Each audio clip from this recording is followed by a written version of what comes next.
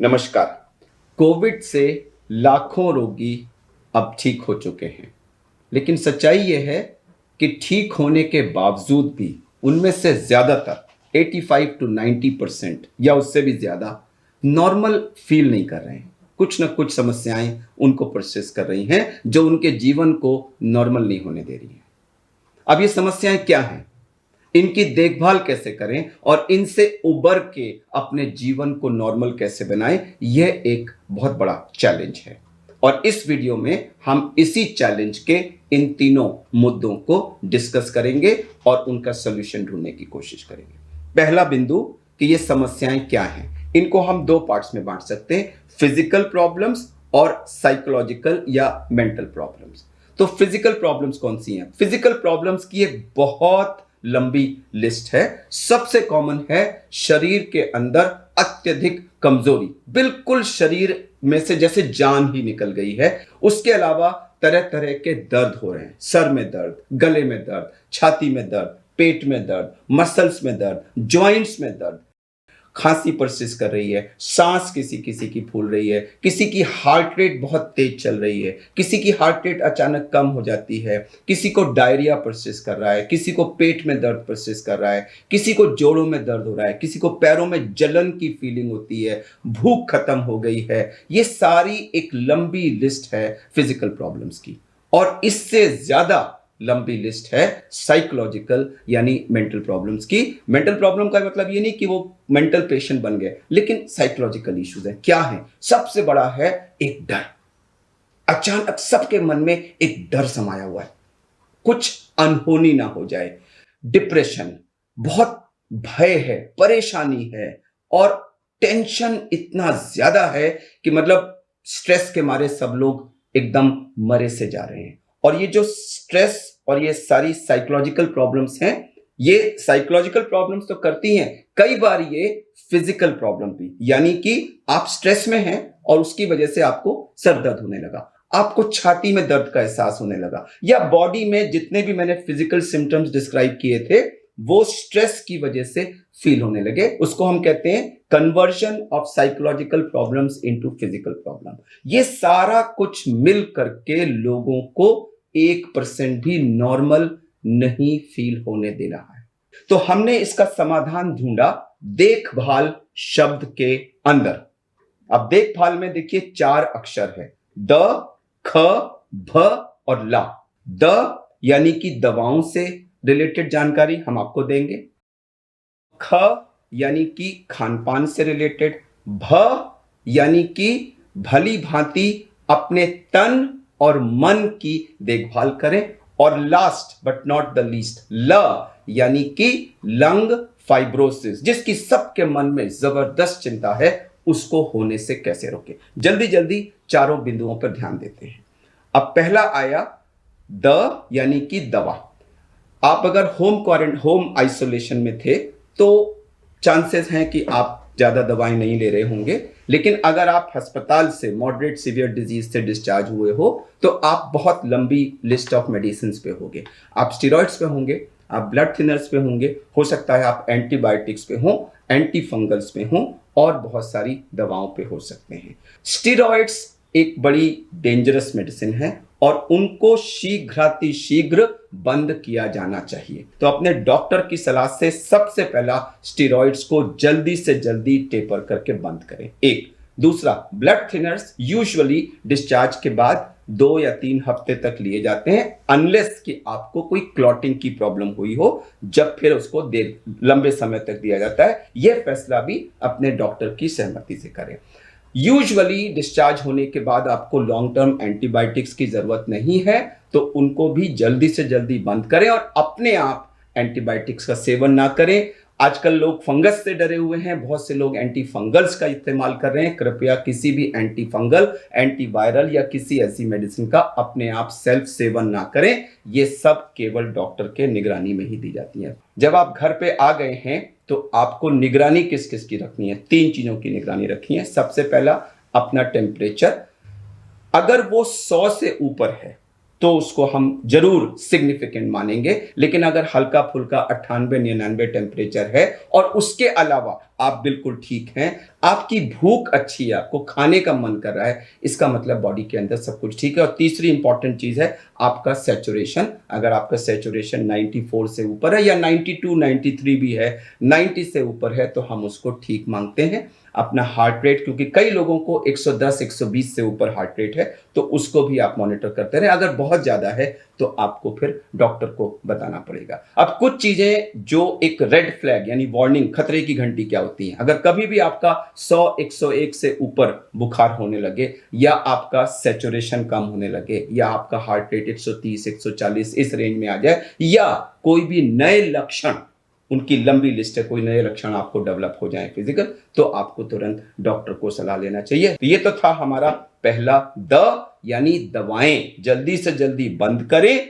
और अपने को नॉर्मल महसूस करना शुरू करें। अब दूसरा आया ख, यानी खान पान। रोगियों को इस दौरान जरूर वेट लॉस हुआ होगा, आपको वो वेट वापस गेन करना है, तभी आपकी स्ट्रेंथ वापस आएगी। उसके लिए आपको हाई प्रोटीन डाइट की जरूरत है। जो लोग मांसाहारी हैं वो मांस, मछली, मीट वगैरह ज़्यादा से ज़्यादा मात्रा में खाएं। अंडा खाते हैं तो 2-3 एग्स ले लें, या फिर पनीर लें, सोयाबीन की प्रिपरेशंस लें, मिल्क प्रोडक्ट्स लें। जो राजमा, चना और दालें हैं, ये भी वेजिटेरियंस के लिए अच्छे प्रोटीन के सोर्स हैं। चीनी की मात्रा कम से कम रखें। बहुत से लोग diabetes, hypertension, heart disease, asthma या दूसरी बीमारियों से भी ग्रसित होंगे, तो वो उसके लिए जो भी डाइटरी प्रिस्क्रिप्शंस या जो दवाएं हैं उनको जरूर नियमित रूप से लें। फैट्स को बहुत ज्यादा ना लें, फ्रेश फ्रूट्स लें, पानी 2-2.5 लीटर रोज लें, फ्रेश फ्रूट जूसेस पिएं, स्मोकिंग हरगिज ना करें, ड्रिंक और बाकी जो एडिक्शंस हैं उनको भी जहां तक हो सके अवॉइड करें। तो मील्स पे बहुत ध्यान देना है। ये तो हमारा था दूसरा ख। अब आते हैं हम तीसरे अक्षर पे, यानी कि भ। भरपूर ध्यान दें तन और मन। देखिए, हमने डिस्कस किया था कि बहुत सारी फिजिकल प्रॉब्लम्स होती हैं, शरीर टूट गया होता है, बहुत सारी साइकोलॉजिकल प्रॉब्लम्स होती हैं। ये क्यों हो रही है? एक तो ये है कि जब इतने दिन आप आईसीयू में रहे, अस्पताल में रहे, तो खान पान पूरा नहीं हुआ, शरीर के अंदर इन्फेक्शन था, तरह तरह की दवाइयां गई, उन सब से फिजिकल स्ट्रेस था, वो कारण है। लेकिन उससे बड़ा कारण है मेंटल स्ट्रेस। मेंटल स्ट्रेस क्यों? एक तो अस्पताल, बीमारी, आईसीयू, यह खुद एक मेंटल स्ट्रेस था। उससे ज्यादा लोगों में भविष्य का स्ट्रेस है। किसी को फाइनेंशियल स्ट्रेस है, किसी को अनसर्टेन टुमारो यानी कल क्या होगा इसका स्ट्रेस है। कोई दिन रात टीवी और व्हाट्सएप यूनिवर्सिटी पे निगेटिव न्यूज देख देख करके, उसके कई कारणों से हमें बहुत ज्यादा स्ट्रेस है, और ये स्ट्रेस ही हमारे सारे प्रॉब्लम्स का जड़ है। अब हमें इस स्ट्रेस को कम करना होगा, हटाना होगा, तभी हमारी जिंदगी नॉर्मल हो पाएगी, और फिजिकली भी और मेंटली भी दोनों तरह से नॉर्मल हो जाएगी। उसके लिए क्या स्टेप्स, मैं आपको चंद स्टेप्स बताता हूं।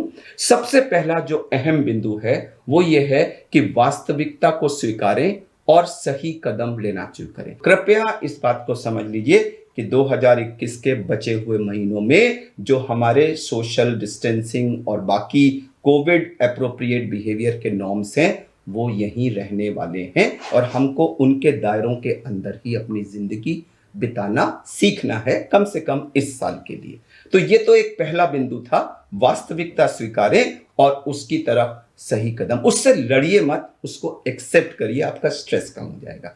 दूसरा बहुत अहम बिंदु है कि अस्पताल में रह के और बाकी सब कारणों से, वर्क फ्रॉम होम से हमारी दिनचर्या जो 24 आवर बॉडी क्लॉक होती है वो खत्म हो गई है। ना कोई सोने का टाइम है, ना उठने का टाइम है, ना खाने का टाइम है। हमें वो भी एक स्ट्रेस का बहुत बड़ा कारण है। हमें अपनी ओरिजिनल दिनचर्या को सीमित सीमाओं के अंदर ही वापस लाना है। उसके लिए सबसे अहम बिंदु क्या है? सबसे अहम बिंदु है रात का सोना।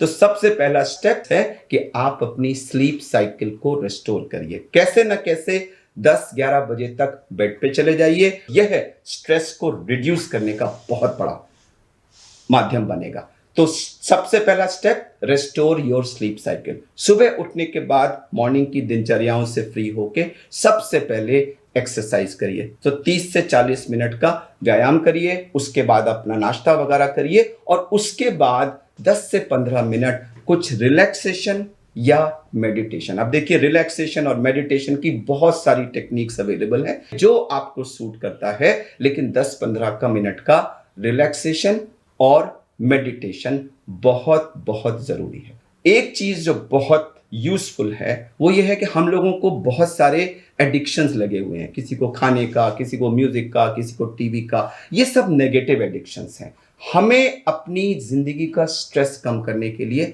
कोई मीनिंगफुल एंगेजमेंट और पॉजिटिव एडिक्शन ढूंढना है। पॉजिटिव एडिक्शन मतलब कोई ऐसा कार्य जिससे भला हो रहा हो, दूसरों का, आपका, और उसमें अगर आप मन अपना लगा देंगे तो उससे आपको स्ट्रेस बहुत कम हो जाएगा। नेक्स्ट बिंदु आता है कि हम इस लॉकडाउन वगैरह के समय में लोगों से बहुत दूर हो गए हैं। हमें हर समय सोशल डिस्टेंसिंग के लिए, एक्चुअली ये सोशल डिस्टेंसिंग गलत वर्ड है, इसका सही वर्ड है फिजिकल डिस्टेंसिंग। हमें लोगों से फिजिकली तो दूर रहना है, लेकिन मन को एक दूसरे के पास करना है। जब कोरोना होता है तो हम कहते हैं डोंट मिक्स, आइसोलेट करो, लेकिन उससे रिकवरी के लिए जरूरी है कि हम लोगों के साथ मिक्स करें। अपने जो आपके फियर्स हैं, जो आपके मन में डर हैं, जो आपकी दुख हैं, जो समस्याएं हैं, उनको दूसरों से साझा करिए। बहुत अच्छी सेइंग है कि problem shared is problem halved and sometimes problem solved. आपने अगर अपनी समस्या दूसरों से डिस्कस की, हो सकता है वो एक आपको कुछ सोल्यूशन दें, कुछ आपको सुझाव दें, आपसे कहें नहीं आप अकेले नहीं हो, मैं आपके साथ हूं, उससे आपका स्ट्रेस कम होगा।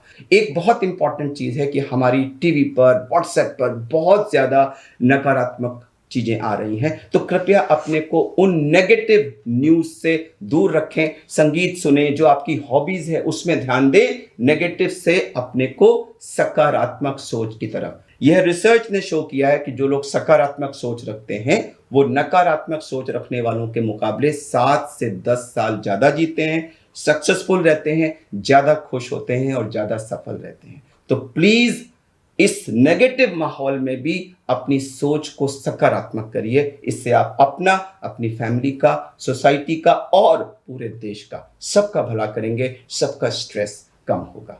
अब पूरा एक और पॉइंट आया कि इस समय बहुत सारी चीजें ऐसी हैं जो हमारे कंट्रोल में नहीं है। कहीं लॉकडाउन लग रहा है, कहीं ऑफिस बंद हो रहे हैं, कहीं कुछ हो रहा है। हम इस सब को रिएक्ट करते हैं, उससे परेशान होते हैं, दुखी होते हैं, और वो भी हमारे स्ट्रेस बढ़ने का एक बहुत बड़ा कारण है। तो एक चीज जान लीजिए कि हालात आपके बस में नहीं है, लेकिन हालात को आपने रिस्पॉन्ड कैसे किया वो तो आपके बस में है।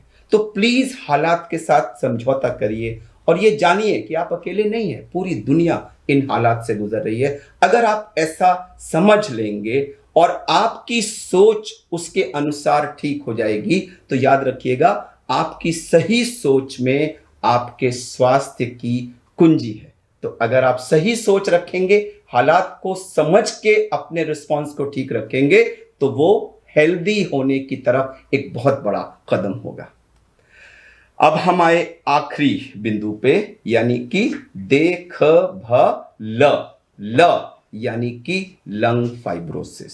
ये एक ऐसा शब्द है जिससे सारे लोग थर्राए हुए हैं। लंग फाइब्रोसिस का सबको डर है। मैं आपको बताऊं लंग फाइब्रोसिस क्या होता है। जब हमारे लंग्स में स्वेलिंग होती है, निमोनिया होता है, तो वो सूज जाते हैं। बॉडी में कहीं भी अगर सूजन हो, चोट लगे, तो जब हीलिंग होती है तो वो ऐसे थोड़ा सा कॉन्ट्रैक्ट करती है। हीलिंग के टाइम टिश्यूज ऐसे सिकुड़ते हैं। उसी को जब लंग में होता है तो वो जो ऐसे फूले हुए लंग हैं, ये ऐसे सिकुड़ने की कोशिश करते हैं, उसी को हम फाइब्रोसिस कहते हैं। लंग का इन्वॉल्वमेंट कोविड के हर पेशेंट में होता है, एसिम्प्टोमेटिक, माइल्ड, मॉडरेट, सीवियर, सब में। किसी में ना के बराबर होगा, किसी में ज्यादा होगा, किसी में पूरा 100% होगा, लेकिन होता सब में है। और जब ये हील करेगा तो थोड़ा बहुत फाइब्रोसिस हमेशा कॉज करेगा। हो सकता है वो क्लिनिकली इनसिग्निफिकेंट हो, ज्यादातर में, कुछ में सिग्निफिकेंट भी हो सकता है। तो इसके लिए हम क्या करें? देखिए, इसके लिए कुछ दवाएं हैं जो मैं यहां डिस्कस नहीं करूंगा, आपके डॉक्टर्स आपको बताएंगे, लेकिन मैं उन 3-4 दवाइयां हैं, मैं उन दवाइयों के बारे में ये बता दूं कि पहली बात तो दुनिया में किसी भी ट्रायल ने अभी तक ये नहीं शो किया है कि उन दवाओं को कोविड में लेने से फाइब्रोसिस को रोका जा सकता है। एक दूसरी जो बीमारी पहले होती थी जिनमें फाइब्रोसिस होती थी, उनके नॉलेज को यहां पर यूज किया जा रहा है कि शायद वो वहां हेल्प करती थी तो यहां भी हेल्प कर देंगी, लेकिन वहां भी किसी ने ये नहीं शो किया है कि वो हो चुकी फाइब्रोसिस को रिवर्स कर देती हैं या फाइब्रोसिस को सिग्निफिकेंटली रोक देती हैं। तो मैं उनके यूज के खिलाफ नहीं हूं, वो आप अपने डॉक्टर की सलाह से लें, लेकिन मैं इतना जरूर कह दूं कि उनका रोल डाउटफुल है। लेकिन एक चीज जिसका रोल बिल्कुल डाउटफुल नहीं है वो है ये जो फाइब्रोसिस हो रही है, ये एक मैकेनिकल प्रोसेस है, लंग ऐसे श्रिंक कर रहे हैं। इस मैकेनिकल प्रोसेस को हम अगर मैकेनिकल प्रोसेस से ही अपोज करें तो वो एक बढ़िया सॉल्यूशन है, और वो प्रोसेस है गहरा सांस लेना और सांस खींच के उसको जितनी देर हो सके रोक के रखना, यानी deep breathing and breath holding, जिसको हमने कोविड के पेशेंट्स में पहले भी करने के लिए कहा था और लाखों लोगों को उसको करने से फायदा हुआ है। यही चीज अगले 6 महीने, और ये जो फाइब्रोसिस का प्रोसेस है ये करीब करीब 6 महीने तक चलेगा। 6 महीने के अंत तक पूरी फाइब्रोसिस हो सकती है, ज्यादातर होने को 1 साल तक भी चल सकती है। अगर अगले 6 महीने हम लोग नियमित रूप से अपने लंग्स को ऐसे फुलाते रहें और फुला के उनको रोकते रहें और हम अपना ब्रेथ होल्डिंग टाइम 30 सेकंड से ऊपर रखें तो लंग्स इतने अच्छे फूल जाएंगे कि उस पर इस फाइब्रोसिस का कोई क्लिनिकली सिग्निफिकेंट इफेक्ट नहीं होगा। जिस दिन आपका ब्रेथ होल्डिंग टाइम 30 सेकंड से ऊपर आ गया, आप फाइब्रोसिस से अपने को बिल्कुल मुक्त समझ सकते हैं। कई लोग पूछते हैं ये हम आगे ज्यादा से ज्यादा कितनी बार देर तक कर सकते हैं। एक व्यक्ति ने कहा कि मैं 2 मिनट तक रोक सकता हूं, तो मैं आपसे विनती करूंगा कि 1 मिनट से ज्यादा कतई रोकने की ना कोशिश करें, उसकी जरूरत नहीं है और उससे नुकसान हो सकता है। 40 सेकंड से ऊपर तो एक्सीलेंट है, 30 to 40 बहुत अच्छा है, 30 से कम है तो आप कोशिश करके उसको 30 को पार करने की कोशिश करिए। हार्ट डिजीज के पेशेंट्स इसको प्लीज माइल्डली करें क्योंकि उनको फिर नुकसान हो सकता है, उनको ऐसा नहीं करना है, बाकी सब लोग कर सकते हैं। 2-3 बार अगर आप 10-15 मिनट के सेशंस गहरा सांस खींच के रोकने का कर लेंगे तो इससे लंग्स आपके इतने सुदृढ़, इतने अच्छे हो जाएंगे कि फाइब्रोसिस उसको अफेक्ट नहीं कर पाएगी। हमें विश्वास है कि इस जानकारी के साथ आप इन समस्याओं से उबर करके अपने जीवन को वापस नॉर्मल ला पाएंगे। नमस्कार।